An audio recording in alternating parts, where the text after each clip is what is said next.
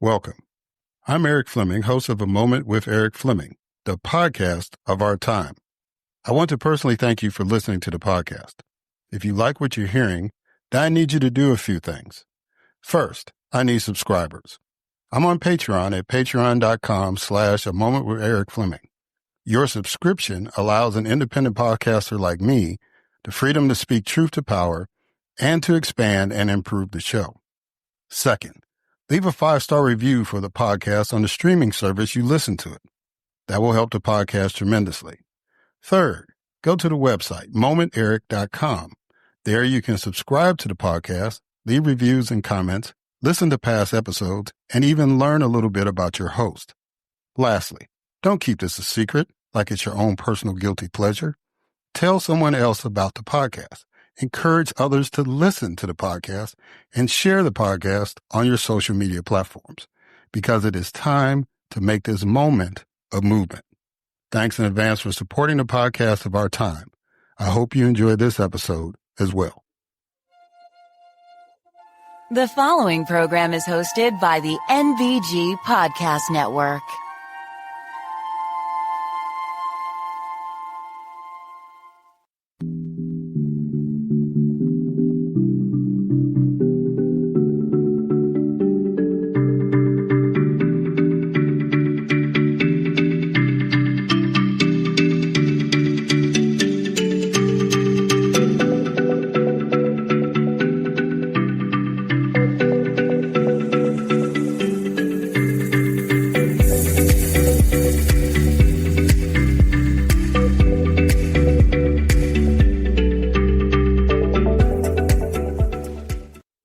Hello, and welcome to another Moment with Erik Fleming. I am your host, Erik Fleming. And today I'm really excited because I have two incredible women coming on. Both of them are way smarter than I am. And really were a joy to talk to. One has been on the podcast before, and another one, this was her first time, but I based on the conversations we've had, she's going to come back for sure. But I hope that you enjoyed their interviews. One is going to be talking about economics. The other is going to be talking about the history of Black education. And both of those subjects are very, very relevant to where we are now. So I hope y'all enjoy that. You know, we're still trying to get, our target number of subscribers. We set a goal of 20,000 and need people to come on with it and do what you can to make that a reality. And if you go to patreon.com/A Moment with Erik Fleming, you can make that happen. You can also go to momenterik.com and, not only support the podcast that way, but also if you want to catch up with some old episodes, you want to hear how it really started as opposed to what it is now, whatever, you want to leave a review, you heard an interview that you liked, just feel free to utilize that. That's what it's there for. So, I just always like to thank y'all for supporting the podcast as you have been doing, and ask that you continue to do that. All right. So let's go ahead and kick it off. And as always, we kick it off with a moment of news with Grace G.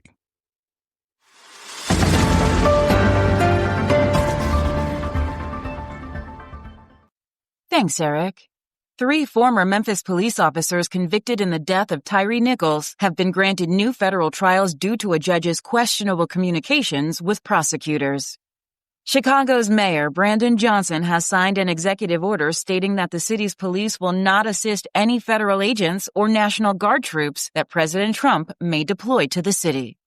Victims of Jeffrey Epstein demanded at a Capitol Hill press conference that Congress pass a bill to release all unclassified records related to the disgraced financier.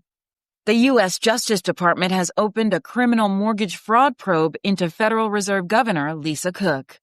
A U.S. appeals court has ruled that most of President Trump's tariffs are illegal, though they will remain in effect for now to allow the administration time to appeal to the Supreme Court. U.S. Republican Senator Joni Ernst of Iowa has decided not to run for re-election, a move that could affect her party's chances of keeping control of the Senate. Missouri's Republican Governor Mike Kehoe has called a special legislative session to redraw congressional districts. President Donald Trump has canceled the Secret Service protection for his 2024 rival and former Vice President Kamala Harris. Health and Human Services Secretary Robert F. Kennedy Jr. has approached Jim O'Neill as acting director of the CDC after firing the former director, Susan Menarez, who resisted changes to vaccine policy. Florida's Surgeon General announced the state will end all vaccine mandates, including those for students. The U.S. Air Force will offer military funeral honors for Ashley Babbitt, the veteran who was killed during the January 6, 2021 attack on the U.S. Capitol. And, in one of Afghanistan's worst earthquakes, over 800 people were killed and thousands injured. I am Grace G., and this has been a Moment of News.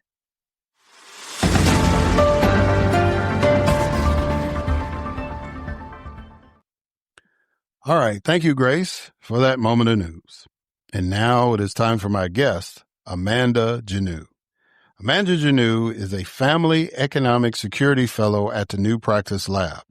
Janoo is a visionary economist committing to building economies that prioritize people and planet, blending expertise in heterodox economics, industrial policy, and participatory governance. Janoo has dedicated her career to advancing social and ecological well-being through economic systems change. As the economics and policy lead at the Wellbeing Economy Alliance, Janoo is a leading advocate for redefining how economic success is measured and achieved. She works with governments, organizations, and communities worldwide to shift the focus from economic growth to sustainable well-being, promoting policies that emphasize long-term prosperity for both society and the environment. Known for her engaging communication style, Janoo excels at breaking down complex economic concepts for diverse audiences, from policymakers to grassroots organizations. Whether speaking at international conferences, crafting policy guides, or advancing initiatives like well-being, budgeting, and beyond GDP frameworks, Janoo's work reflects her unwavering belief in the power of economic democracy to create a just and sustainable world. With a master's in philosophy and development studies from Cambridge University, where she studied under renowned economist Ha-Joon Chang, Janoo brings deep expertise in industrial policy and sustainable development. Having worked for over a decade as an industrial policy and structural transformation expert for UNIDO, GIZ, and the African Development Bank. Rooted in Vermont, Janoo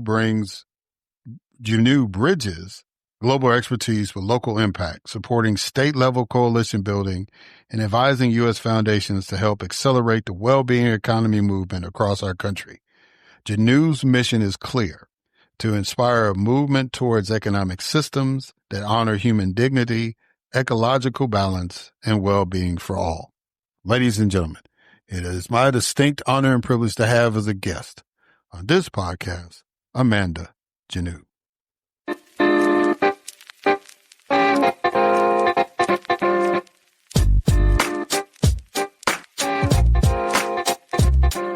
All right. Amanda Janoo. Am I saying that right? Yep. Perfect. How you doing? Oh, I'm doing okay. Personally good, asterisks, existentially stressed. Mm-hmm. Yeah, that's all of us. All of us are in this thing, but that's why we're in this fight together. And I wanted you to come on because you have a pretty unique take on economics that I think people need to be exposed to. I mean, you're more famous than I am, but I just, for my audience, I wanted to give you this platform to talk about well-being economics because I just felt that sounds great. I think we need to have well-being when it comes to our money and our personal wealth and all that, and trying to navigate through all this stuff. So what I like to do at the beginning is do the icebreaker thing. Mm-hmm. And so the first icebreaker is a quote. And the quote is, the best way to predict your future is to create it. What does that quote mean to you? I love that. I love that. For me, and probably because I'm obsessed with the economy, right, is I think often the major limitation is our imagination. And so it's really about like when you can dream it, then that's when you can build it. And so that's what that quote means to me. But I appreciate that in this moment when there's a pretty pervasive sense of hopelessness, yeah. Yeah. Just Well, hoping that. the guy who said that was Abraham Lincoln. So he was going through some stuff when he was president. So I'm sure it was the same spirit when he said that. So the next icebreaker is what we call 20 questions. So I need you to give me a number between 1 and 20. Okay. Do I say it? Yes. 18. Okay. What's one thing we might all agree is important no matter our differences?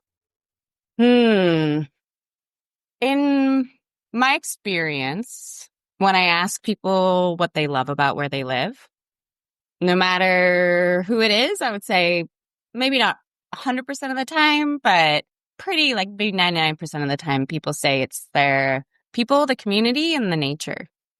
And so I think that that's a pretty universally like sort of valued thing in our lives that we view as important.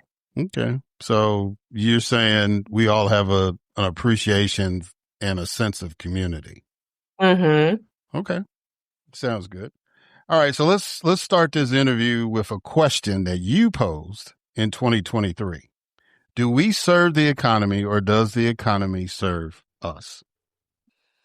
Well, first, I think it's helpful to define the economy because it's a term we hear all of the time, but it's often presented as a pretty abstract force that happens out there beyond our control when the reality is that we are the economy. It's just a word for the way that we produce and provide for one another. And so the economy is really just the means and methods by which we interact with one another in our natural environment to improve our collective quality of life. But although our sort of obsession with the economy may feel timeless, it actually only entered the term economy into the public discourse after the Great Depression with the development of the system of national accounts, or nowadays what we use as like GDP, gross domestic product, to sort of measure economic output and national income. But one of its chief architects, Simon Kuznets, was really clear that this indicator should not be used to assess the well-being of a society, and that any discussion of growth should be really clear on growth of what and why. But, we didn't listen. And so since World War II, but particularly since the 1980s, we've been evaluating not only our economy success, but our societal success by our level of economic growth. So by our level of production and consumption and income, assuming that that's what matters most for a good life. And so if economic growth is our North Star, we've treated people in nature as inputs into those production processes or into the economy rather than viewing them as the beneficiaries of this system. And I will say, though, I think the tides are really turning. And so surveys have shown, for example, recently that 68% of Americans believe the economy should prioritize the health and well-being of people and nature rather than profit and wealth. And so to answer your question, I think we're in a moment of change where people are recognizing that we are not here to serve the economy, but are being treated as such, and that we need to start treating the economy as if it's here to serve us. Yeah. So, Amanda, I want you to diagnose my condition. I believe that private owners should be able to produce goods and services they can sell in an open market with prices and wages set by supply, demand, and competition. However, I also believe that healthcare and education should be provided for free or subsidized by the government. So what am I?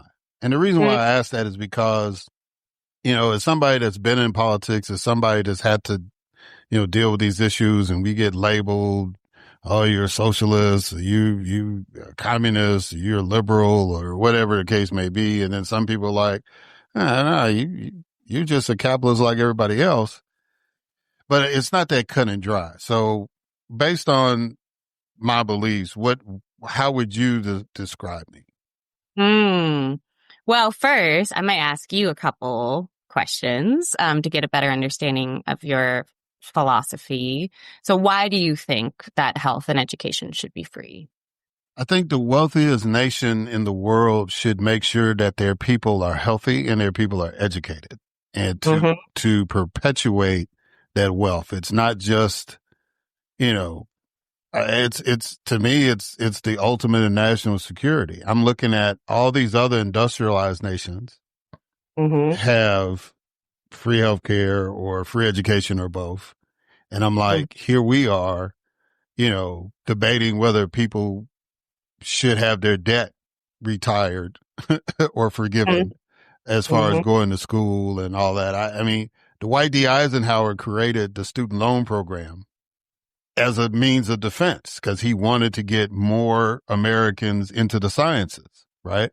So it's like, to me, the general concept has always been you want your people to be healthy, you want your people to be educated, and I think the government, government as rich as ours should be able to finance that.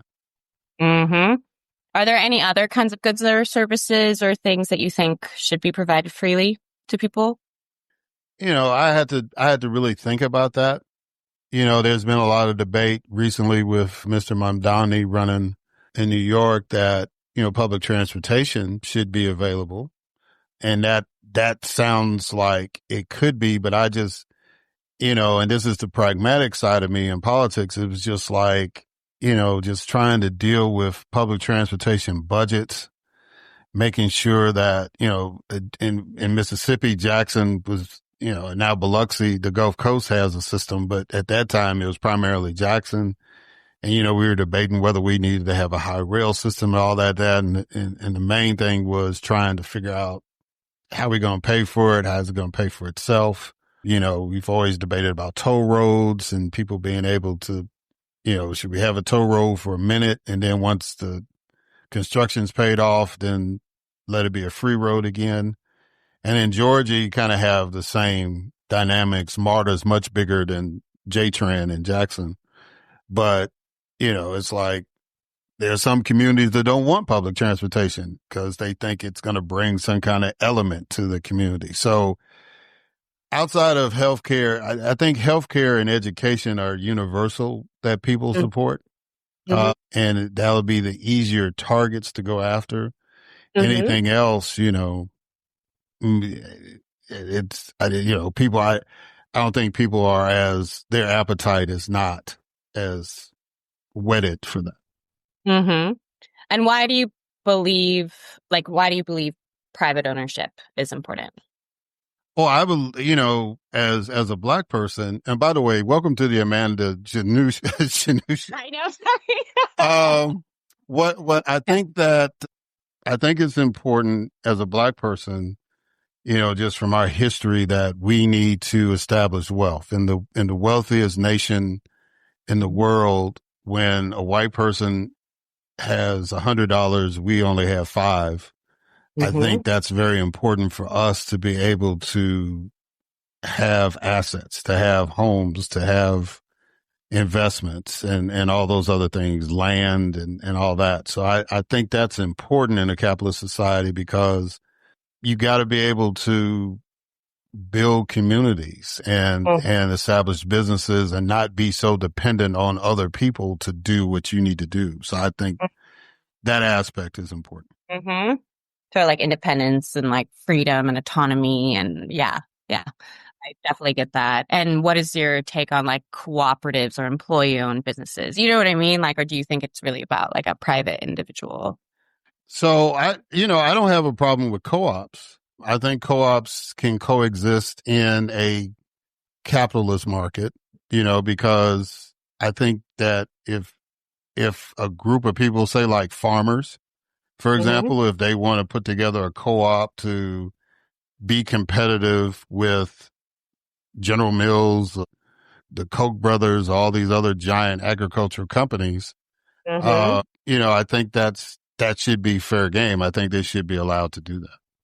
Amazing. All right. Well, my diagnosis would be, and this is also what I will say, like in the sort of what we might call the new economy or alternative economy space, there are hundreds of different terms, right, for different kinds of philosophies. And I tend to try not to use isms actually as much as possible because I don't know. But I would say I would see you as part nationally of like part of sort of the progressive economy movement, right? Where we're looking at ensuring that we create certain foundational social welfare provisions, whether that's health, education, et cetera. There's also like a growing, it sounds like you'd be very aligned. Have you ever spoken with Derek Hamilton? He's an economist, but he's focuses in like stratification economics and I've a been lot of trying that. to, yeah, I've been trying to get Derek on the show. I know he's big time on the news school and all that. Yeah. Hopefully once he sees that you and I have had a conversation, he's like, oh, okay, he might be all right to talk to. Okay. I know. He's amazing. He's such good people. And so, he frames his work around, economic human rights. And there is like a growing global movement that's really centered in that too, of how do we ensure that everybody's afforded certain basic human rights as a foundation in our economy, or the guarantee movement, like with Natalie Foster, which are about, ensuring certain minimum guarantees for individuals. So I would see you as part of a lot of those, different sort of movements or paradigms that exist within the US or globally, but come in a lot of other names like social democrat or, foundational economy. It's like a movement. Yeah. So many terms, but you can choose whichever one sort of resonates with you too. Okay. I've made the argument that America does capitalism wrong. It tends to focus on and reward limited accumulation of wealth instead of true opportunity for attaining wealth. Am I on the right track with that argument? Absolutely, for sure. I think one of the fundamental core root issues in our current economic system is that it's a lot easier to make money off of money than it is off of actual real work. So wages have been stagnant for, 30 years or so, despite rapid productivity growth, which has allowed for an increasingly small group of folks to accumulate a huge amount of wealth and power. And once you have wealth, you can easily make more wealth off of it, either through speculative finance, interest-based lending, rents, and which are all extractive, right? Like you're not actually providing something of value, just taking money from other people. And so that is why we've seen such a huge acceleration and such high levels of inequality in our country, as well as a very alarming consolidation of wealth and power. So, in the US now, every single sector is dominated by less than a handful of corporations. And all of those corporations are now owned predominantly by 3 private equity firms, right? Like BlackRock and Vanguard. And I was recently rereading The Great Crash by John Kenneth Galbraith. Do you know him? Yeah, famous economist. I actually met him. Did you really? Yeah, I met him at Ole Miss. They were doing an episode of Fire Line up there. Wow, that's amazing. He's definitely one of my intellectual heroes. And so, this book is all around the causes of the Great Depression. And those 2 factors, those were 2 of the 5 major factors that he identified as causing the Great Depression in the US. This, like, what he calls a bad distribution of income and a pyramiding of industries in this form. And so, I would argue that we're already in economic crisis because 60% of Americans can't even afford basic needs. But I think we're also headed to a much more severe economic crisis too, because we are recreating the exact same situations that led to the Great Depression in the first place. And I'd be happy to share those other factors, but I also think I may have taken us on a tangent here. So I'll pause and see, where you want to go. Well, let's define what a well-being economy is for the listeners. Sure. So a well-being economy is really just an economy that works in service of people and planet's well-being. right? That's sort of the basic idea. Now, one of the things I will say is then we have to define what do we mean by well-being. And for me, as somebody who has worked internationally with a lot of different countries and cultures and contexts, I think one of the most problematic aspects of our current economic system is the sort of one-size-fits-all economic theory structure, when the reality is that, the way we produce and provide for one another is always going to be influenced by our culture and context and geography and history and policies, et cetera, right? So there isn't that one-size-fits-all, I think, vision. But as I work for an organization called the Wellbeing Economy Alliance, which is a global collaboration of organizations, policymakers, academics, activists. And so we engage our membership early on to really define what do we believe that the economy should really be delivering. And we developed what was called like the 5 we all needs of dignity, fairness, participation, nature, and connection. And so what that looks like in practice is it becomes a different framework for evaluating our economy's success. So when we talk about dignity, we would be asking, does our economy provide everybody with the necessary foundations to live a life of dignity and purpose? Or with fairness, we asked, does our economy ensure a just distribution of not only income and wealth, but time and power? When we speak about nature, it's about, does our economy protect and cherish and regenerate the natural world? With connection, it's about, does our economy foster meaningful relationships and connections and right relationships between people and planet? And participation, I think, is really core of, does our economy ensure that we have an active voice and power in shaping the economic system in line with our values and goals? Yeah.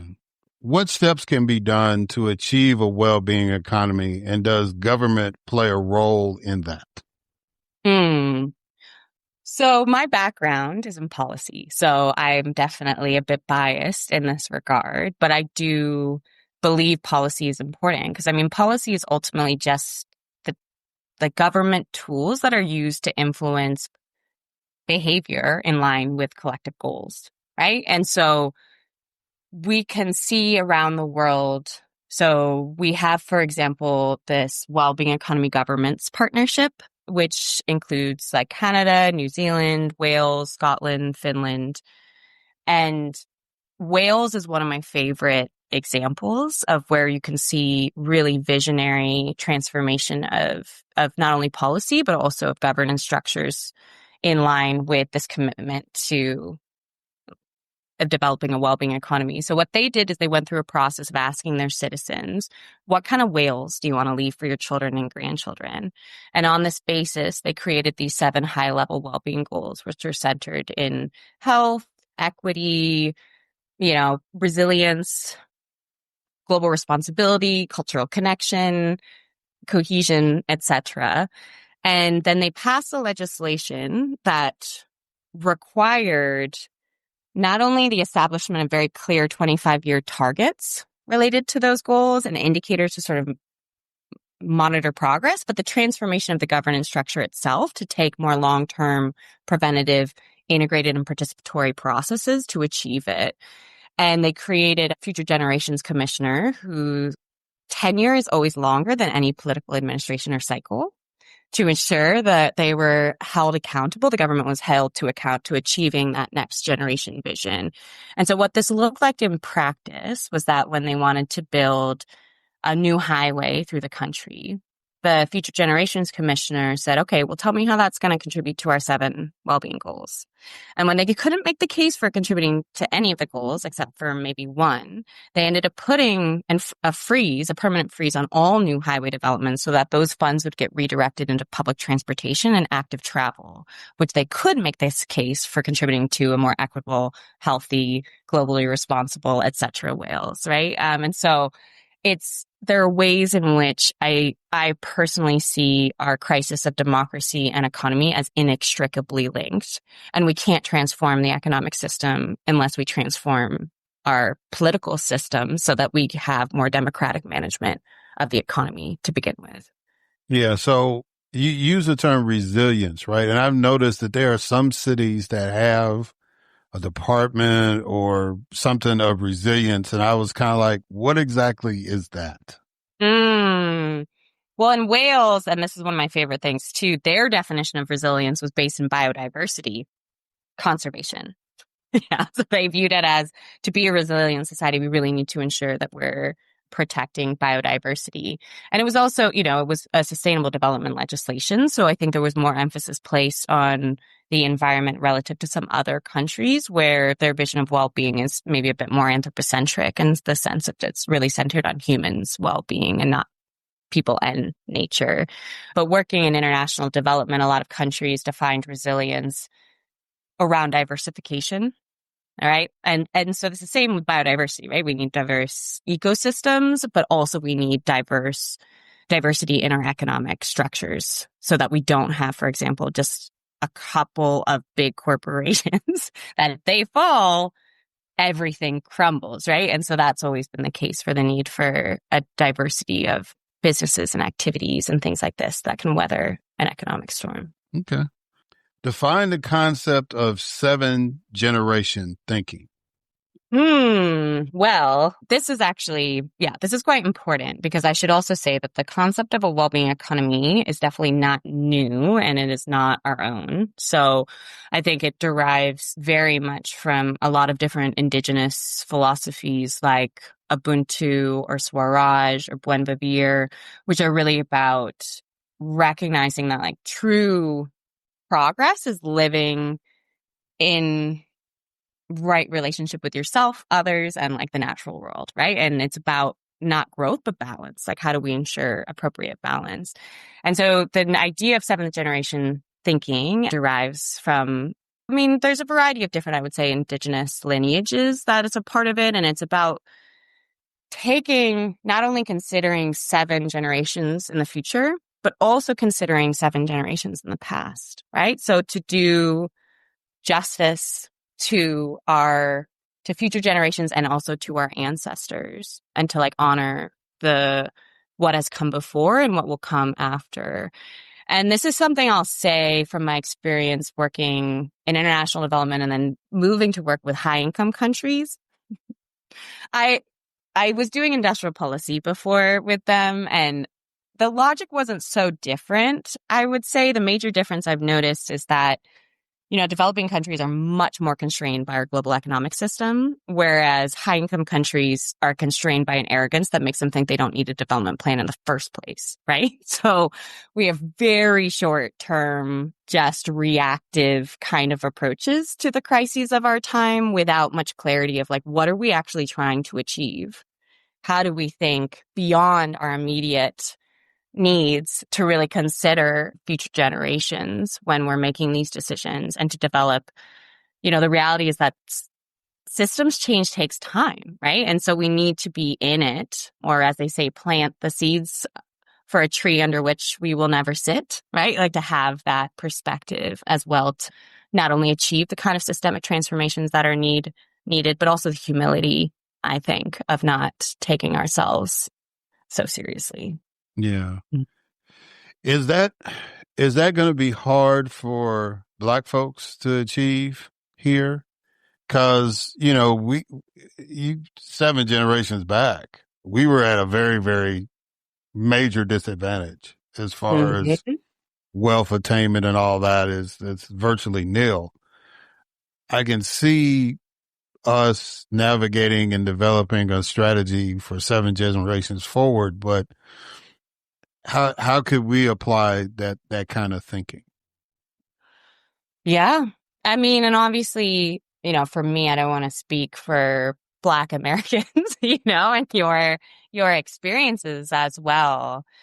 I think in terms of there is an importance of when we think about our ancestry, one of the things that I've really loved is about like the Black Lives movement is also a recognition of not only incredible injustice, but also of like a celebration as well of incredible, cultures and, innovations and contributions to our society at large. And I think with thinking about past generations, I think this is where, notions around and initiatives around reparations, for example, you start to really see the importance of in order to acknowledge sort of historic harm and injustice, as well as when we think about future, generations. How do we one of the things I've noticed when different countries, when they develop their well-being frameworks, will ask different questions. And when you ask what matters for well-being, people will often think about like immediate material needs. But when you ask what matters for children's well-being, you'll start to get answers related to like play and love and, and creativity and other types of things that sometimes expand our imaginations in a way. And so that's one of the powers to the beginning quote that you started with, of thinking that far in advance, like allowing ourselves to dream in a much more radical way about the type of future we want to build and to feel like we can be a part of that construction now. Yeah. Well, one of the quotes I used to live by was that a politician thinks about the next election, but a statesman thinks about the next generation. And I think that's, when you're talking about the focus on the immediate needs, people are looking at political expediency rather than looking at what really would make America great, right? What really would propel us to a whole nother level in the biblical sense, to really be the light on the hill, right? But, I don't know. I was curious about that because, we've had to be resilient in our own way. And a lot of times it's hard for people to get a concept about thinking about the future when you're dealing with day-to-day struggles and you were kind of behind the eight ball from Jump Street. And although some people have been able to attain wealth and do things, it hasn't been a collective deal. I mean, this is one of the things I've really noticed, actually, because I was working internationally for a long time, and then I've been focused more in the U.S. for only the last maybe like 3-4 years. And I did notice that a lot, because a lot of the kind of work related to a well-being economy is longer term systemic thinking, which in the US I've noticed is viewed at best as like a luxury for the for a few people who can afford it, or at worst as just naive, right? And I think that's because our economic system, there's so much precarity here. Our systems are shot, like our nervous systems are shot. So we're constantly in a state of fight or flight, and we're constantly trying to just play defense or, focus on, I work on the earned income tax credit, right? Like something really specific. But the whole idea of taking a step back and thinking, okay, where are we even trying to go? Can we imagine entirely different forms of government or decision making or of economic structures that would be better aligned to this?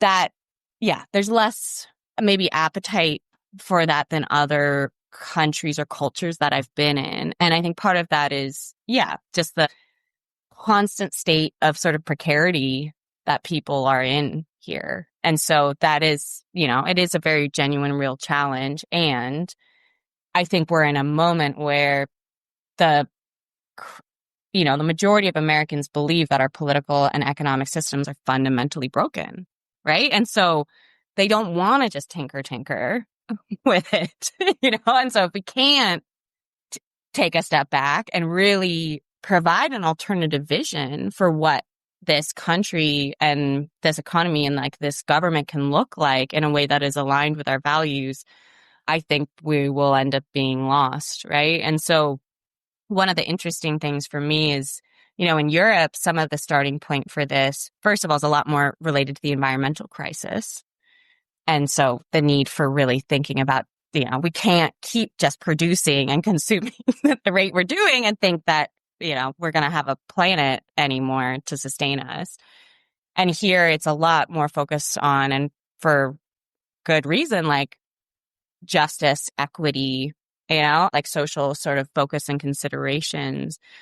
But there's also this growing recognition by a lot of even the welfare states, right? Like the ones you were mentioning before, that the standard approach of just growing the economy as quickly as possible so you can take some of that wealth through taxes to fix any of the damages that were done to people and planet in the process is also not working anymore. Like even the richest countries in the world can't afford this approach anymore because the systems of production and consumption that we've designed are creating so many environmental, political, social crises, mental health crises, name it, that we're going to have to move upstream and get the economy to do more of the heavy lifting in terms of delivering on like social and ecological goals itself.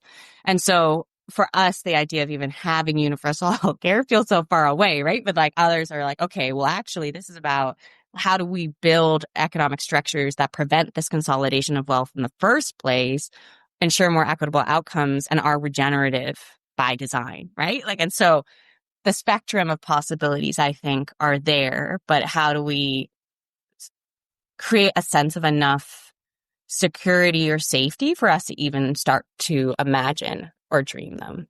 Yeah. All right. So let's close this out. I wanted to ask you this question because in my research, I thought, this is interesting. Why is it more stressful to purchase something than to give something? Yeah. So this is based on one of my like favorite neurological research papers that came out. I mean, it was from a little while ago, but a lot of our dominant economic thinking in the US, which is like neoclassical economics is what we would call it, sort of derives from and is all like this sort of Hobbesian view of human nature that we're like inherently greedy and selfish. And, and that was sort of the major insight of Adam Smith, that if it is on the basis of our selfish instincts that we generate the profits that can be reinvested into an expansion of production. So in that way, greed is good and it'll be the source of our prosperity, which was a huge deviation, obviously, from traditional religious perspectives and cultural perspectives. And even nowadays, I think a lot of what's animating that kind of like crypto libertarian tech worldview in our is also sort of based on that sort of Hobbesian perspective. And of course, we do have in all of us aspects of selfishness, competitiveness, but we also like the biggest, like oldest part of our brains we now know is actually altruistic. So like what has allowed for our species real development is that we're pretty hardwired to want to give and to share and to, collaborate with one another. And so what this paper showed was that when you engage in like gift giving, which also from like anthropological study was really the dominant form of economics exchange for a very long time, it reduces our stress levels, it boosts our immune systems, and it reinforces social trust. But when you engage in a market transaction, which is seemingly very benign, right? Like it's almost all of our economic transactions now, the opposite happens. So it does boost our stress levels a little bit and suppresses our immune systems and reinforces social distrust. So there's something about the transactional nature of it that ends up having, sort of a negative impact on us in terms of our mental health. That doesn't mean that, they're still just going out and buying something from an actual person is good, right? There are benefits of engaging with strangers that come too, but this is something that we're learning more and more as, the evolution of like neurological science and things have been developing. Okay. Well, as you can tell, ladies and gentlemen, Amanda Janoo is a very brilliant woman, and we're able to really scratch the surface. It's like I see this well I want to tap, but I can't really get all the equipment there because it's like I don't have the time. I can't do it. But one of the rules is that once you've been on, you have an open invitation to come back, and I would love for you to come back on and continue this discussion because we need to look at where we're going here. One of my big things is understanding history. And it's like when you start hearing comparisons to like the Gilded Age and all that stuff, and I was like, yeah, that didn't end well, right?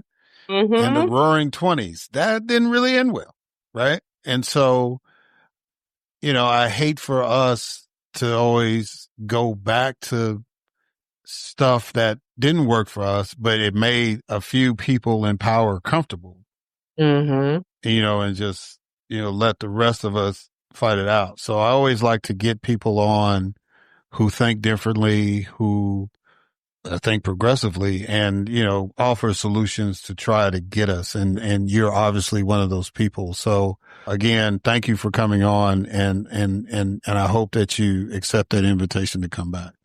Well, thank you so much, Erik, for inviting me. I would love to chat more anytime. It's been an absolute joy, and I really appreciate it. All right. All right, guys. And we're going to catch y'all on the other side.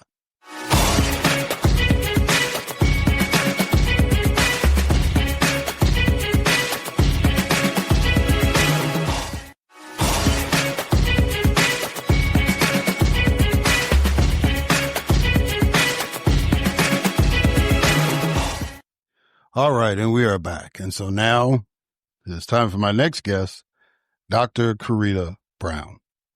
Dr. Karida Brown is a sociologist, professor, oral historian, and public intellectual whose research centers on the ontologies of systemic racism and the fullness of Black life. An educator, public speaker, author, and humanist, she is known for empowering her readership, students, and organizations to be active participants in driving equity and justice. Dr. Brown's body of work combines her expertise in data-driven social science research, her vast experience in navigating complex global organizations, and her love of the arts. These insights bring actionable and reparative knowledge to the public. Dr. Brown graduated from Uniondale High School in Long Island, New York, and attended Temple University in Philadelphia, from which she graduated with a bachelor's of business administration in risk management and insurance. After a 6-year career in the commercial insurance industry, Brown returned to school and subsequently earned a master's in government administration from the University of Pennsylvania and a PhD in sociology from Brown University. She is a professor of sociology at Emory University, where she teaches undergraduate and graduate courses on race and racism, sports and society, and historical archival methods. In addition to her books, her research is published in various peer-reviewed academic journals, such as the American Journal of Cultural Sociology, Social Cultures, and the Du Bois Review. Dr. Brown is a Fulbright scholar, and her international research has been supported by national foundations such as the Andrew W. Mellon Foundation and the Hellman Fellows Fund. Brown currently serves on the board of the Obama Presidency Oral History Project. She has been featured in such media outlets as Politico, Forbes, the LA Times, Sports Illustrated, and WUNC. Literary agency Serendipity, forgive me for that. Literary agency Serendipity represents her for book projects, and Knowledge Arts Holdings manages her speaking engagements. Brown lives in Atlanta, Georgia with her husband, fine artist and illustrator Charlie Palmer, and their 2 pugs, Pugsley and Blue. And I had the privilege of interviewing Dr. Brown for her and her husband's collaboration, the New Brownies book, which won an NAACP award, right? And so now we're going to talk about her new book, The Battle for the Black Mind. So we're hoping that, her appearance on this podcast helps her win an award for that one too. Ladies and gentlemen, it is my distinct honor and privilege to have as a guest on this podcast, Dr. Karida Brown.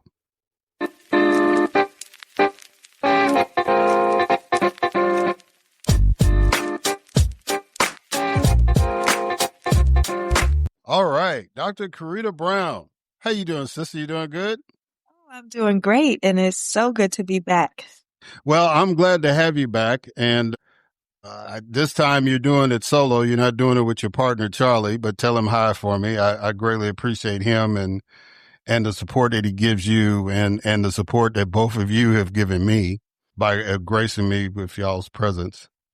And hopefully we can have some magic again. The last time he was on the show, you'd written the new Brownies book and you won an award for that. We did. And then I messed around and got nominated for the award myself.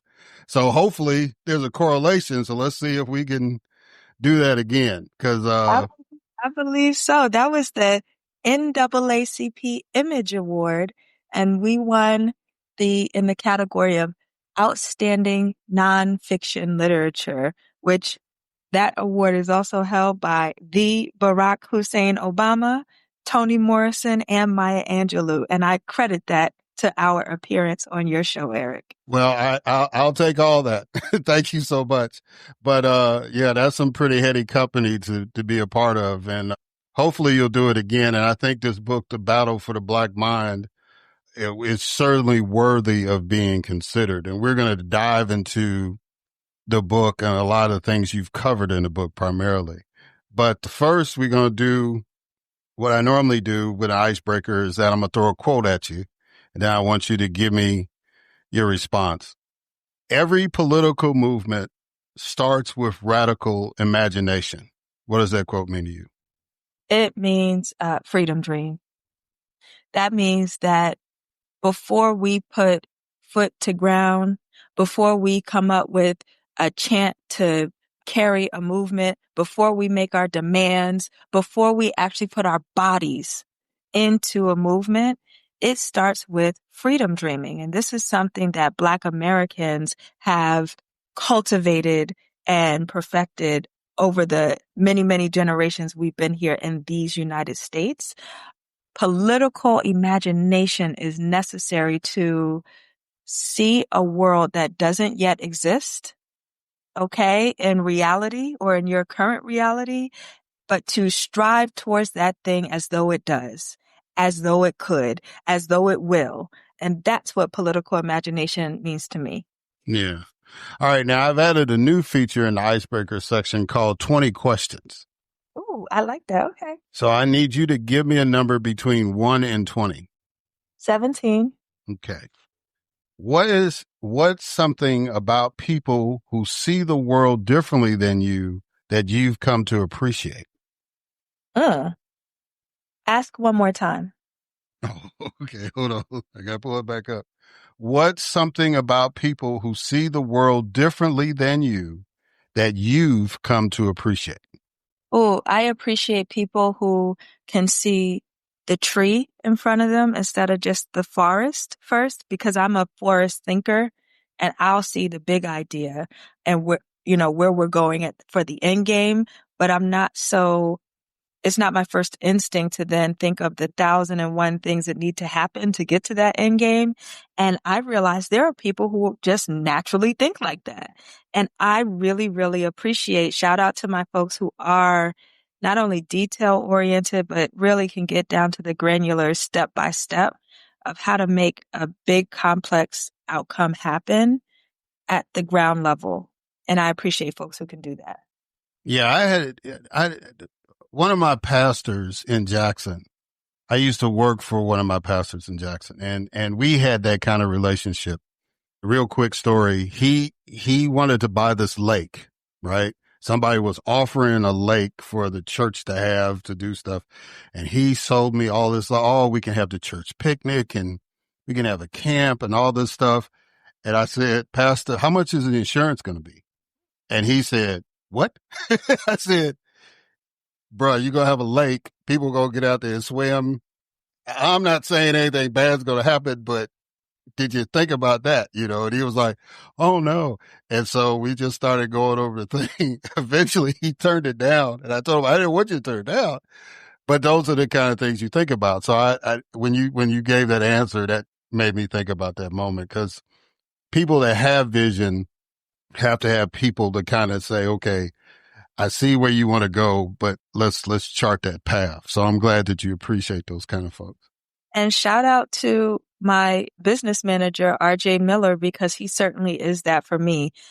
I would just be out here raggedy and wild without him because, my inclination is I'm thinking big. My head is in the clouds. I'm saying yes to everything. And he's like, slow down there, Karida. We ain't doing all that, or how are we going to do all of this? And, that has brought a measure to my life that's allowed me to refine the work that I do.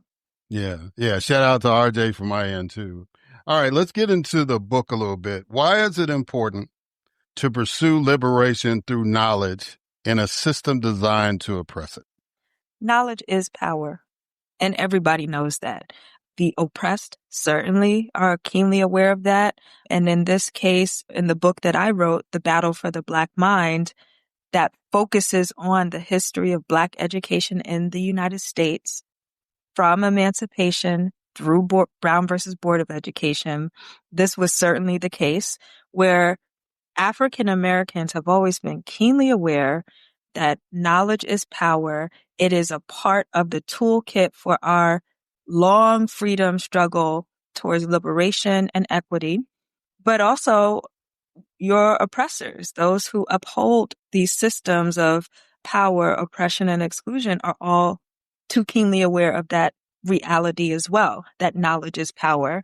And therefore you see then, as you see now, direct attempt to manipulate, adulterate, dilute the whole damn American education system.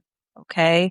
This is why we see today an attack not just on a school or a type of school or a region of schools. No, they're going at the whole system and our whole knowledge infrastructure at the national level, from our schools to our libraries, to our museums, to data sets. Okay. We've seen this once before in the past during Jim Crow, during time where we had over a century of segregated and unequal education in this country. But just back then, it was just reserved for Black and brown folks. Now it's coming for everybody. Yeah. So prior to the Civil War, I want you to tell folks, how perilous was it for a Black person to be educated? Oh, let me tell you something. The Black mind was a matter of national security. Okay. So during slavery, so prior to the Civil War, it was illegal in every state across the U.S. South for a Black person to learn how to read and write. To learn how to read and write. There were laws on the books in some states that made it illegal for Black people to even gather with the intention of learning, right? And these were not only state laws, which they were, but it also was the custom of the day. So any white person could enforce these rules in any way that they wanted their women fancy. So, which made education, a Black person acquiring an education back then, a life or death situation. You literally could be killed. Okay. For being suspected of not only attaining that kind of knowledge yourself, but passing it on. This is a part of why after Nat Turner's rebellion, okay, when he organized and galvanized a group of enslaved Black folks to revolt and to try to wrench their freedom, they went ahead and killed a bunch of slave owners and overseers in that process.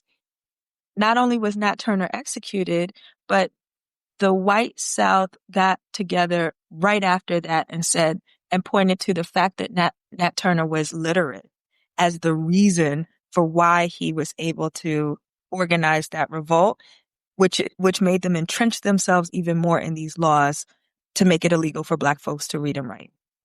Yeah. Mm. So how does Project 2025, with today's book bans, attack on the public schools, and moves to defund race-conscious education, how does that echo the past? In so many ways that it rhymes, it's on beat. Let's say it like that. Okay. So, and I'll refer everyone listening to go ahead and download Project 2025 because it's free and publicly available on the internet, and pull chapter 11 because that is the chapter that covers their plan for the American education system. And it is unambiguous. The plan is to defund the entire American public education system and to move us to a model of mass privatization where every school is in some way, shape, or form privatized. There are only right now 4 major charter school like conglomerates in the country that have the lion's share of the education sector under lock right now. So you can just imagine what that portends for those of us who find themselves on the other side of privilege in this country.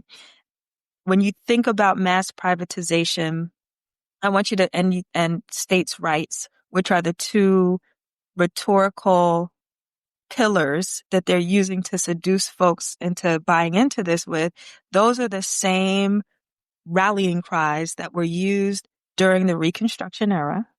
Okay.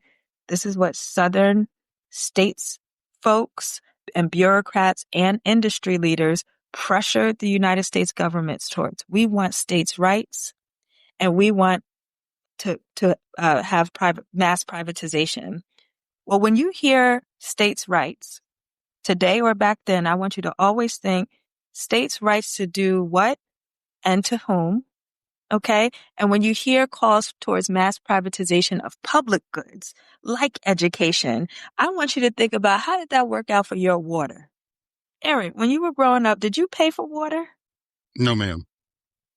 Was the water still good? Yes, ma'am. Did it hydrate you? Yes, ma'am. Is it something that you needed for life to sustain yourself? Yes, ma'am. Today, can you go to your hose and drink that water? Yes, ma'am. Okay, well, you can. I can't drink out of my hose. Okay. We're in a situation where we pay for water because it's privatized. Ask how that's working out for our healthcare system. These things create structures and systems of haves and have-nots. That's what's coming for our education system now, but we can see that this has happened before during Jim Crow to African Americans. So that's why The Battle for the Black Mind is a book for everybody. Why? Because number one, Black folks have been through this before. We need to remember our stories and remember the blueprints that our ancestors and elders gave us and how they survived and thrived through these systems. Because, I mean, they did the damn thing. But also, non-Black folks need to tap into these stories. Why? Because they're going to have to roll up their sleeves too, because this system, this time, is coming for everybody. And we're going to be able to organize, get in community, and save this democracy. Yeah. All right. So I'm going to get back a little more into the book because you touched on a lot of things, and it reminded me of my work in the legislature. I never served on the education committee, but education was one of my big issues, especially educating our children, right? So explain the Hampton idea, and how do you think modern education still embraces that? Okay. So, and this is something that I cover extensively throughout Battle for the Black Mind. These two competing educational ideologies.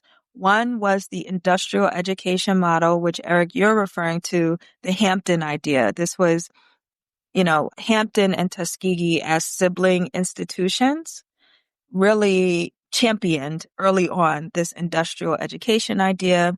The book goes a lot into why and who was behind that. But it really was grounded in this idea that Black education, the curricula, should be adapted just for Black Americans, a special curricula that focused on agricultural labor and domestic service and the teaching thereof. So training a generation of teachers who would then go out through schools throughout the South, Black schools, and teach these skills to local communities and children. and the industrial education model really was also promoting a depoliticized educational curricula, meaning that it also emphasized, I'll be crude about it, to do and not think. Okay.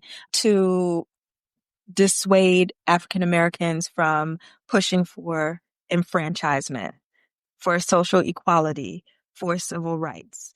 So rooted in those ideals, okay? And then you had the liberal education model, which looked a lot like what you would think about for any liberal arts education today, that, said, okay, we need vocational training, but we also need training in the arts and philosophy and engineering, architecture, beans, greens, potatoes, tomatoes. We need all of it. But what was underlying this liberal education model was not just the outcome or the transaction of education. It really was pointing to what are the philosophical aims of education, about cultivating citizens, right? Who would have a certain character and sensibility for showing up in society. How are we supposed to be as citizens?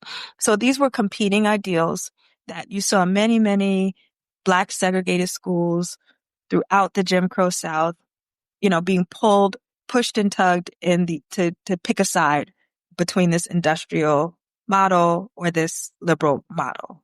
Yeah.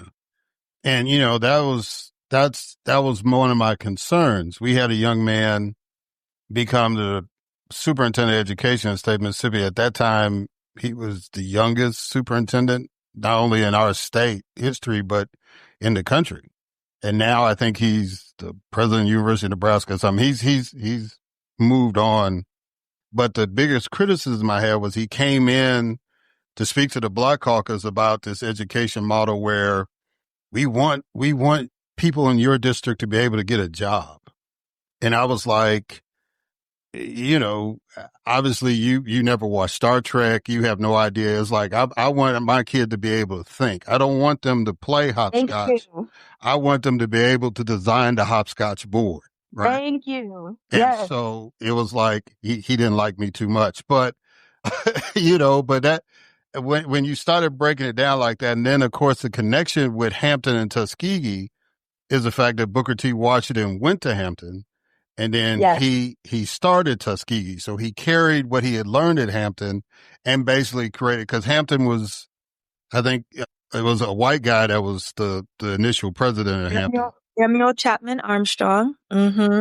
And so Booker T took that model and made a school, Tuskegee, based off of that same mindset. And that's why him and Du Bois class and all that stuff. But anyway, and you get into all that in the book. So I that's why I really, really enjoyed that. Why was white philanthropy both a gift and a gilded cage? So my aunties them always had this saying, all money ain't good money. And that is something that was a clear theme throughout this book and the analysis and battle for the Black mind.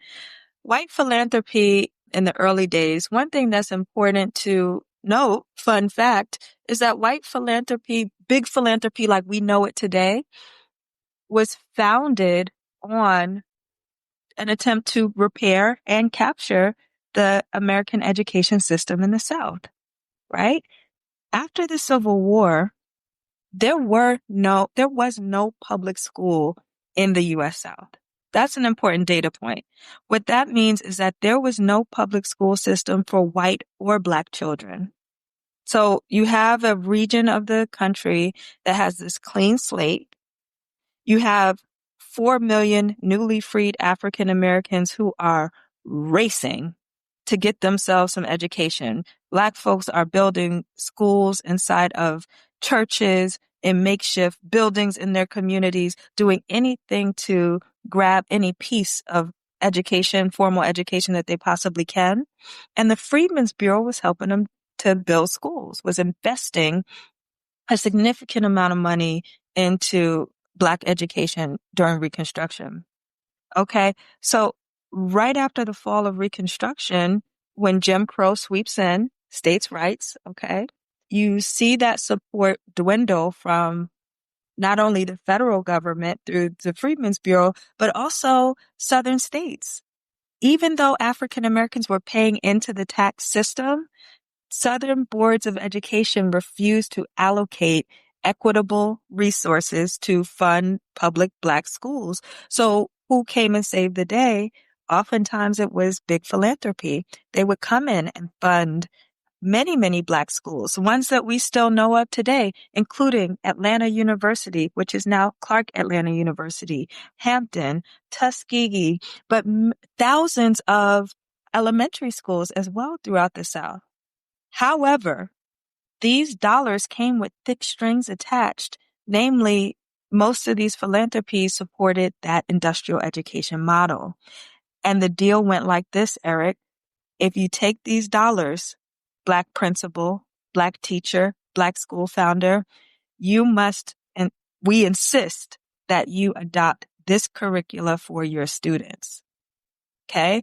And for Black school founders who were running private schools, hey y'all, during this time, during the early era of Jim Crow, the majority of Black segregated schools were private schools.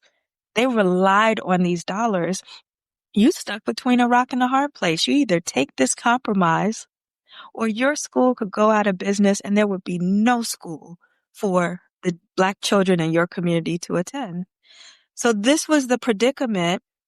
African Americans were keenly aware of the, thorny deal and did a lot to navigate around that. And I talk about that in the book.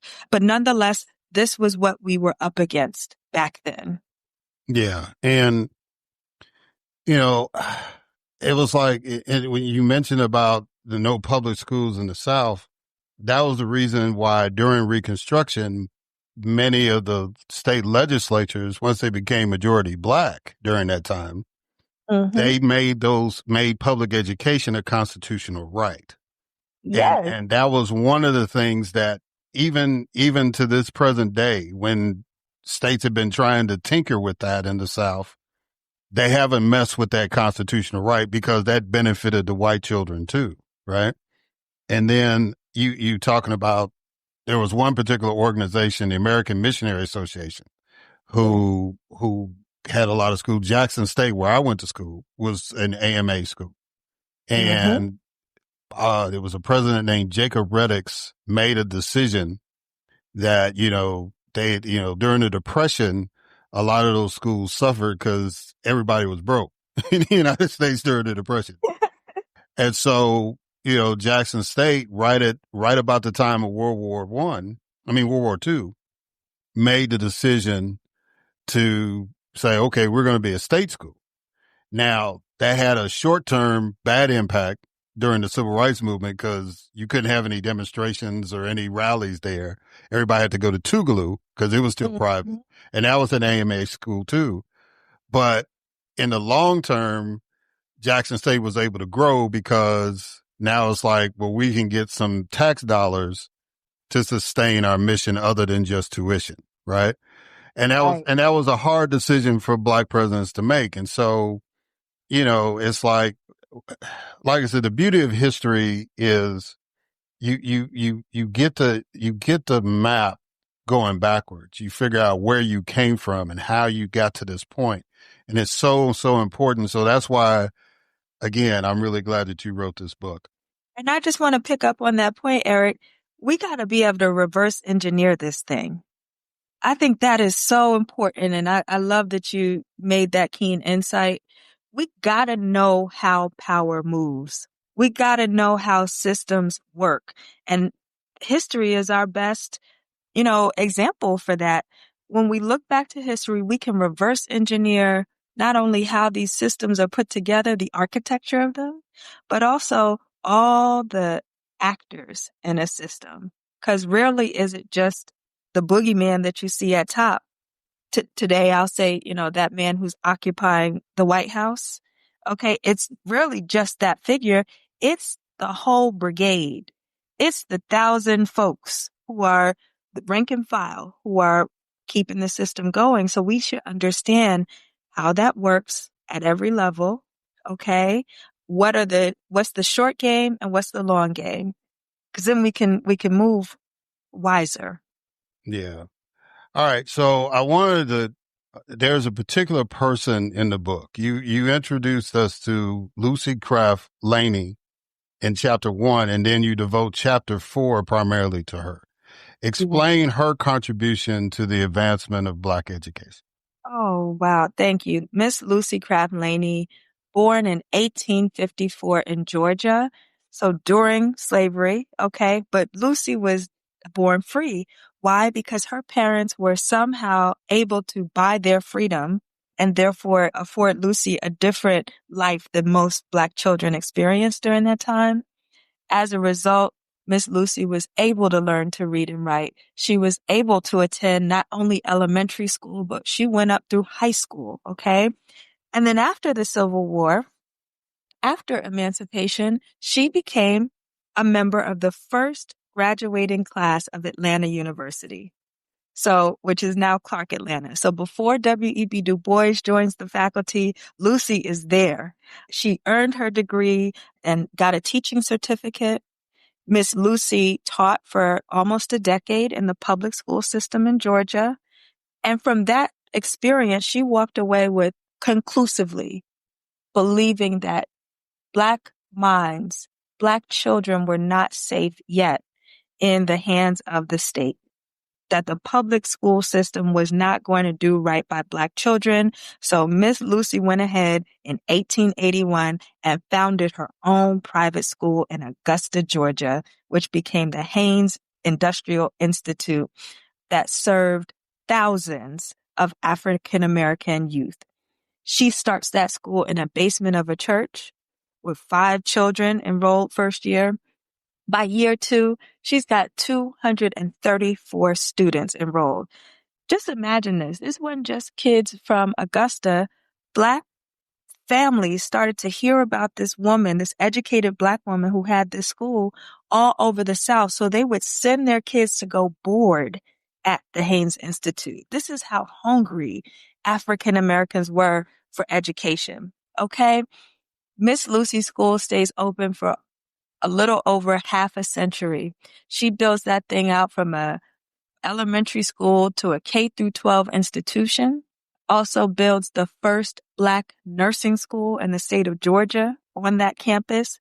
Her school campus takes up 2 city blocks in downtown Augusta, and she's fundraising for this school the whole time, paying a staff of educators, offering an education that would be analogous to an international baccalaureate degree today. Her school curricula offered everything from French, Latin, Greek, literature, world history, sociology, physics. She also offered courses in agriculture, cosmetology, carpentry. She did it all. Okay. This was when you talked about political imagination and freedom dreams. Miss Lucy put that thing into action and showed us what it looks like for Black people to build our own institutions, to have vision. She did this in the Jim Crow South as a dark-skinned Black woman. So don't come telling me that we're too overwhelmed to do anything now, or that this problem is too big for us to think and act and move through, because I know the stories of our ancestors and I want you to know them too. All right. So the last chapter gets its title from the Bob Marley song, Small Axe. What was the motivation behind utilizing that song? You know, I wrote that last chapter of the book the day after this presidential election, and I channeled all of my emotions, which included heartbreak and disappointment, but also my infinite belief in our freedom dreams. I poured that all into that chapter.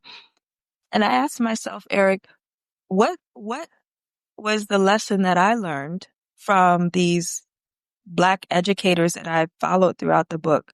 The Miss Lucys of the world, the Charlotte Hawkins Browns, the Mary McLeod Bethunes, the Mary Smith Peaks, the W.E.B. Du Boises, and the Booker T. Washingtons. What I learned was the main takeaway was small axe fall big tree. that Jamaican saying that it's rarely that one big action that we do that's going to make the change that we want to see. No, it's the 1,001 little things that we do on a daily basis with the resources that you have right now that make that difference. And that's the power. So when you know that saying, power to the people? Mm-hmm. Well, the whole saying is power to the people, not power to the people in power. Okay?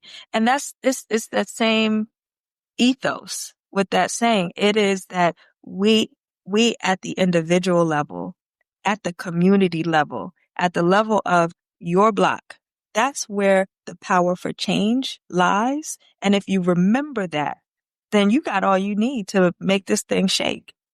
Yeah. All right. Final question. What do you want the readers of the book to take away from it? That the relay must be assured. I take those words from my elder, Dr. Jessica B. Harris. And what that means is that the baton is in our hands now.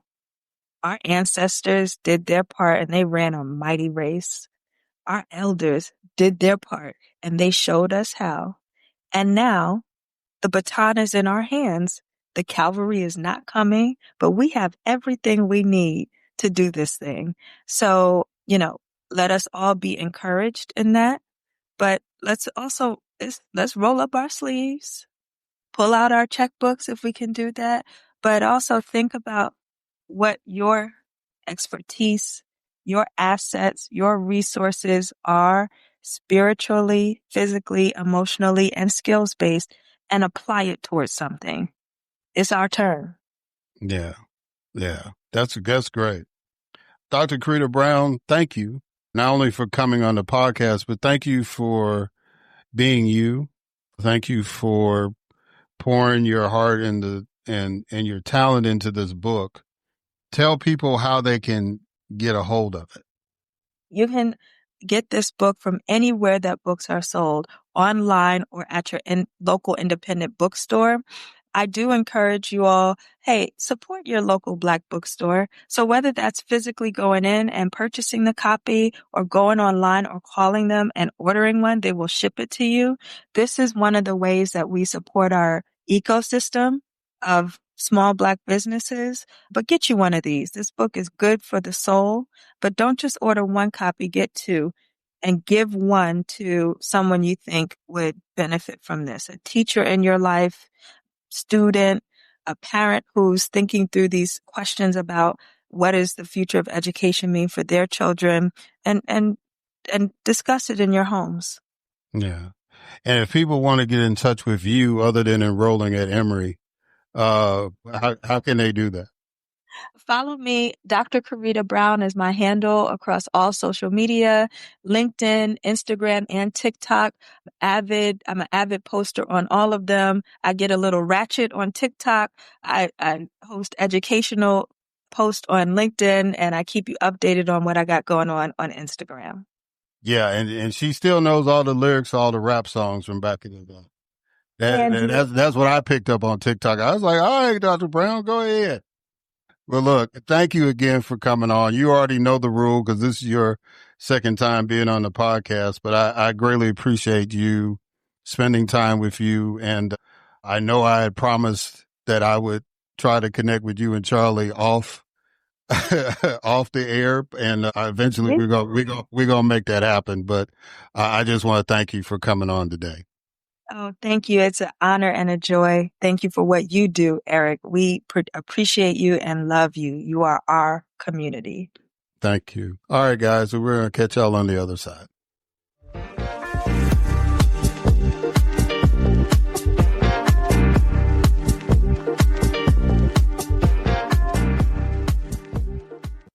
All right. And we are back. So I want to thank Amanda Janoo and Dr. Karida Brown for coming on the podcast. As I told y'all in the intro, they're smarter than I am. And I'm just honored that people of such intellect and such character and such commitment are willing to share their thoughts and the work that they're doing on this podcast. It means an awful lot. And I look forward to continuing to have conversations with them and any other interactions we may have off the air, whether it's seminars or whatever the case may be, right? And just to continue to watch them do the work. Amanda is very, very committed to making sure that the economy that we are in serves us, right?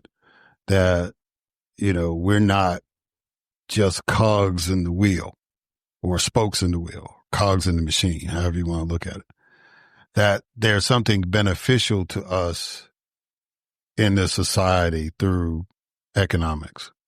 And then, Dr. Brown with, this history about Black education, I think, people need to understand how important that is, right?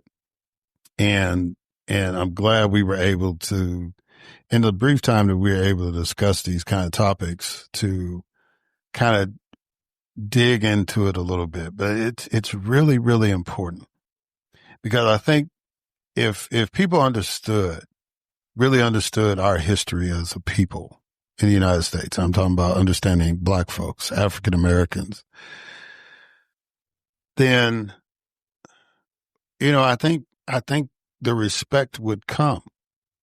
I think it's very lazy to say that we're lazy or that we're irresponsible or that we're innately criminal or anything like that, right?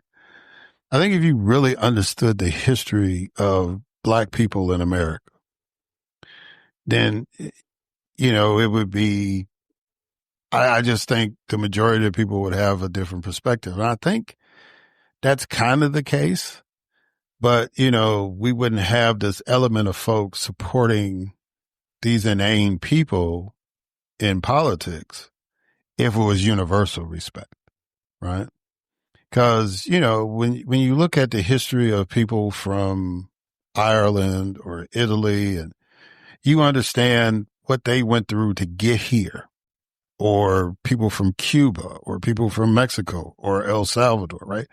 When you understand the histories of people, the Chinese citizens here, people of Chinese heritage, if you understand their history, then you have an incredible respect for them. And I think that's kind of what's missing, is that all of us have a story to tell, whether it's an individual story or a collective story as a group.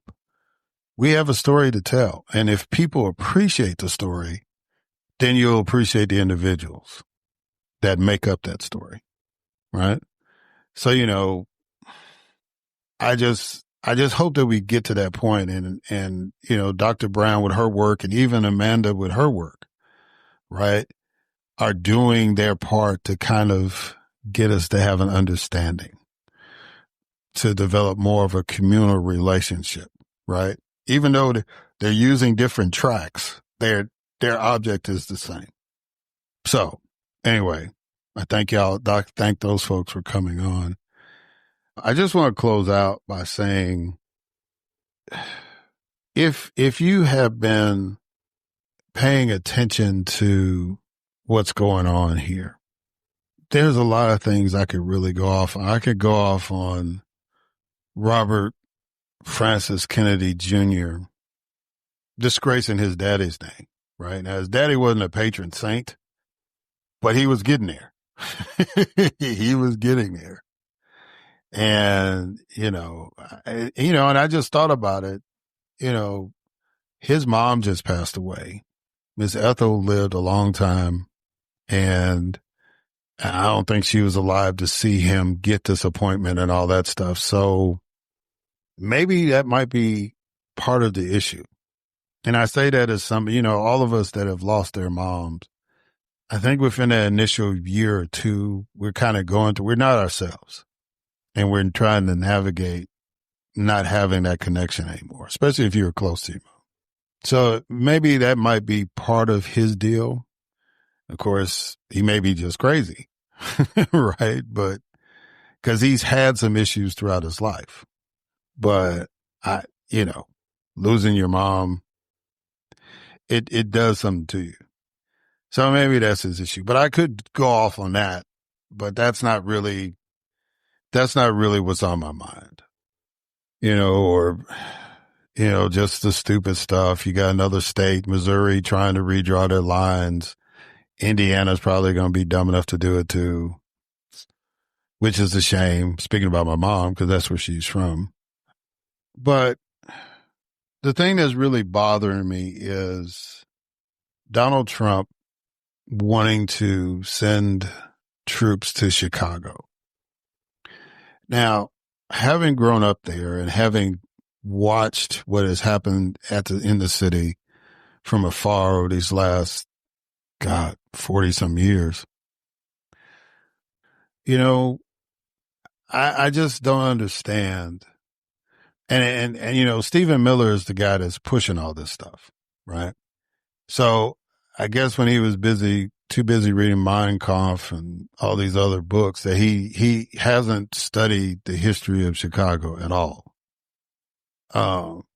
That's probably the last city that you want to try to do that in. The city of Chicago is unique in the sense that it has always been driven by labor. Now, people can make the argument about Detroit and the car industry and all that stuff, and New York, but New York's the financial capital. It's always been the money city, right? Wall Street is in New York. Now, you got the Chicago Board of Trade, but New York's always been considered the money city, right? But Chicago was forever the transportation hub of this nation. And it was a rite of passage to be a part of a union, right? I was in a union at 16. And, it's always been about people just trying to work and make a decent living. The South Side of Chicago, especially the neighborhood I grew up in, historically was a wealthy white neighborhood. And as black people came in, those folks left. And, so a lot of those two flats and nice houses on the South Side, that was a dream to have an apartment laid out like a full house.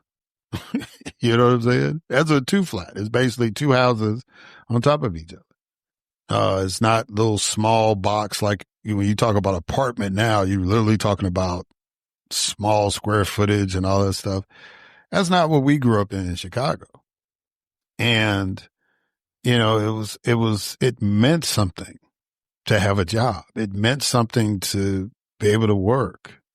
It meant something to be able to have a day off and enjoy the fruits of your labor, whether that's going to a ball game or picnic at the park, play some golf, basketball, whatever you wanted to do. The city took pride in the fact that people were trying to live well. Now, for the black community, it was more of a struggle to do that. But the block party was everything, right? It was like close off the street and, just have a throwdown with your neighbors, your friends. And, and I always allude to the parades, to open up Little League and the Bud Billiken Day Parade and, just all sorts of just cool stuff to do. And, and there were some parts of the city where they were living a different kind of existence, right? Cabrini Green, Robert Taylor Homes, all these places. They were living a different kind of existence in a sense. But once they got out of the confines of those housing projects and intermingled with other folks, whether it be in high school or, at a party or whatever, you got a different vibe, and it was cool. Everybody kind of understood what was happening.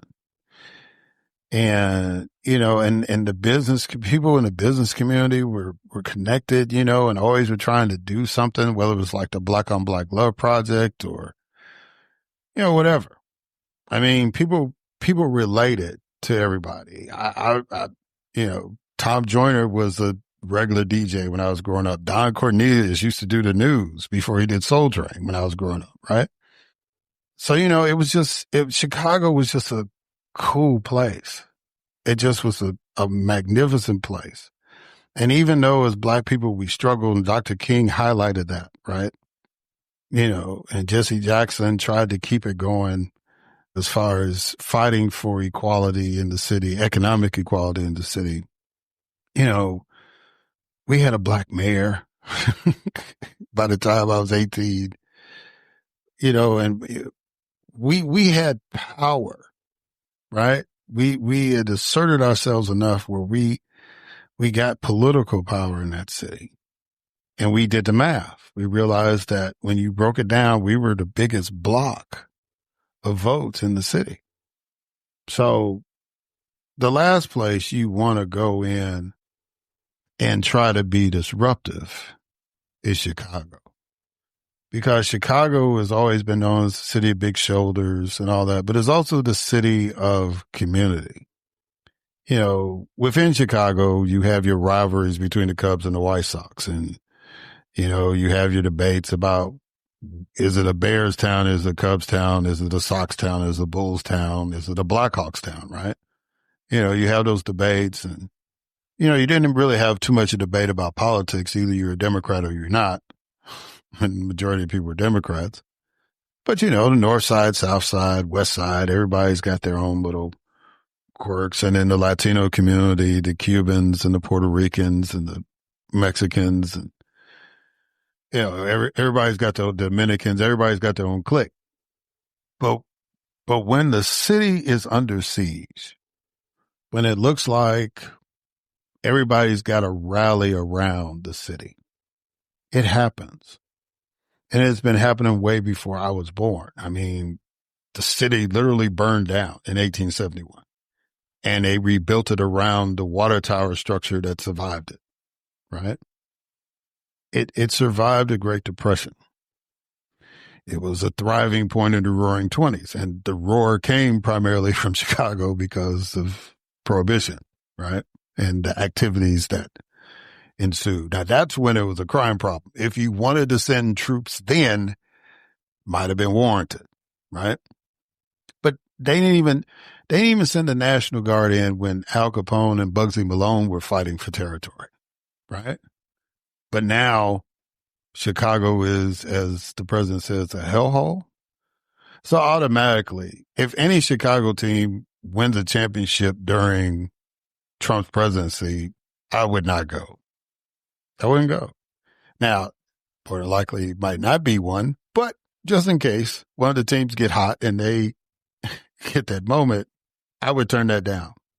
And I would remind them, you said our city was a hellhole, so this White House is not where we want to be. But, Chicago is a great place. And the guy who's the governor, his family built their fortune in Chicago, right?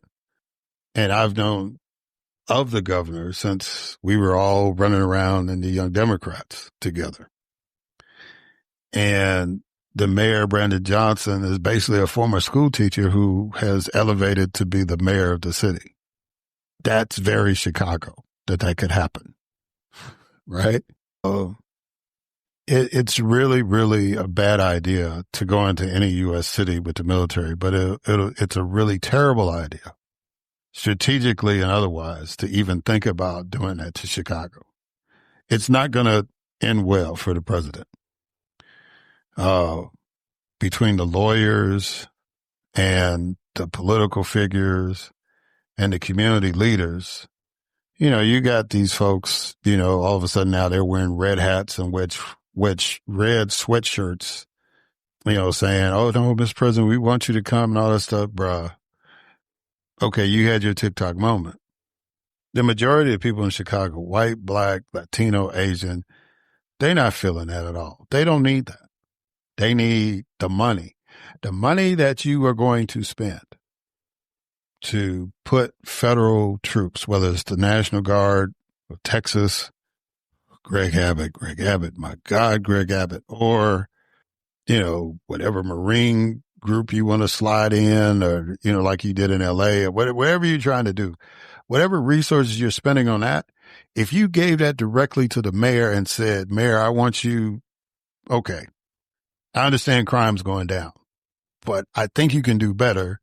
So we're going to give you this money to go into law enforcement and do what you need to do. Right? If you want to do more community policing, knock yourself out. If you want to hire more officers, knock yourself out. But we're going to give you the money to do that instead of wasting money, because the last thing I want to see is that you got these federal troops up in Chicago and they're picking up trash like they're doing in D.C. Chicago is one of the cleanest cities in the nation, so it's one of the best cities in the world to live in. So they probably ain't going to have that much to do as far as picking up trash. I'm just saying, it's a waste of time. And, I don't know what kind of dreams that Miller has as far as this authoritarian or this Curtis Yarvin kind of clique or the Peter Thiels. And I don't know what y'all expecting, but I think you're starting to realize that the United States of America is not the country to try to pull that off in. I think the United States of America is dictator proof. Now, has he done a lot of damage? Talking about Trump and Miller and all these guys. Oh yeah. They've done a lot of damage. No more damage than Jefferson Davis and Robert E. Lee, though, right? But they're doing their best. They're dividing the country. They're dismantling institutions. They're doing everything they possibly could do. But the reality is, I think this country is dictator-proof because there's too many people like J.B. Pritzker and Gavin Newsom and Alexandria Ocasio-Cortez and Jasmine Crockett and, there's just too many people. Gary Chambers or Representative Goolsbee. You got too many people scattered in Mississippi. Bruh, you think you'll have a fight in Chicago? Try to go to Jackson, Mississippi. Now, you're not going to do that because there's a Republican governor there who's sending Mississippi National Guard people to D.C. But yeah, that would be stupid too. It's just too many folks to deal with, It's just, you got Derek Johnson and Sky Perryman and Mark Elias, who single-handedly is suing you every corner of the country, right?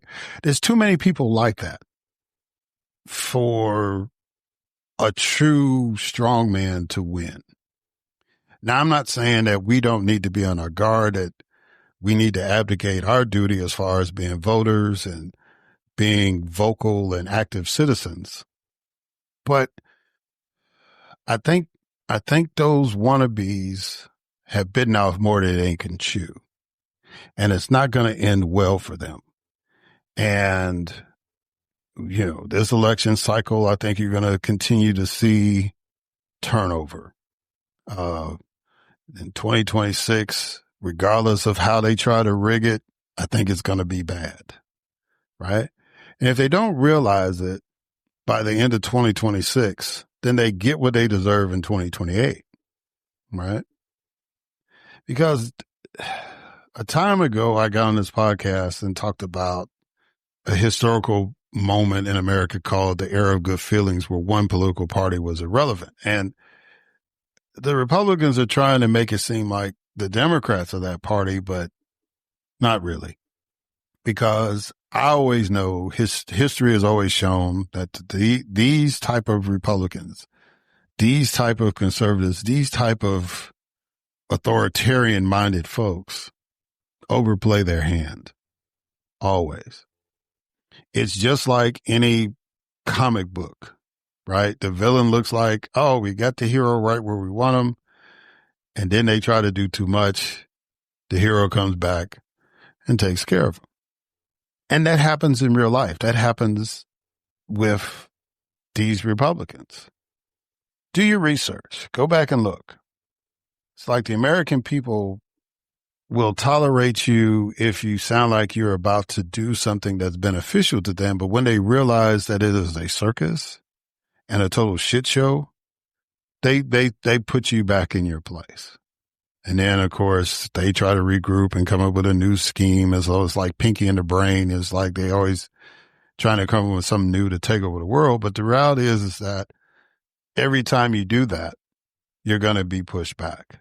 The best thing that you can do is just try to sell your ideas to the American people and let the nation determine which direction do we want to go. Do we want to be radical, or do we want to slow down and build upon what we've already established? You know, that's really the difference.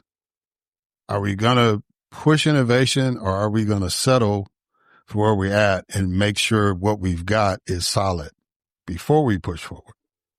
That's really where we are. And then all these other folks that's coming in and just, well, I don't get it my way, so I'm going to do political retribution and I'm going to destroy stuff because they wouldn't let me build the rocket the way I wanted it, or, I can't spew out as much pollution as I want. Those people get theirs in the end. They live a lot longer than decent people, but they get theirs in the end. So despite all this craziness, despite all this foolishness, I'm hopeful. And I'm really, really watching and praying and hoping that the president doesn't go through with the Chicago thing, that it turns out to be more of a bluff than actuality. Because even though I haven't lived there in a while, I'm a Chicagoan at heart, and I know how Chicagoans are. And Chicagoans are going to fight, and they're going to fight hard. And they may even fight dirty, but they're going to fight. And you're not going to get them to submit. You're not going to get them to capitulate. It's a waste of time. If you really want to be presidential, then stop trying to tear down the institutions and utilize them for what they are. But that goes back to what I was saying about respecting history, right? If you understand the history of this nation, if you truly understand it, and you truly understand the concept of why these institutions were set up, then you would make it work for you instead of trying to destroy it and cast it in your own image, right? I hope that makes some sense. I'm tired, but I'm not surrendering. And I think that's the gist of most of the people that are part of the resistance. We're not going to give in. Are we a little inundated? Yeah. But we got it covered. And we have the track record that you're going to overplay your hand. And when you do, we're going to win. So y'all just keep that in mind. And as always, I thank y'all for listening. Until next time.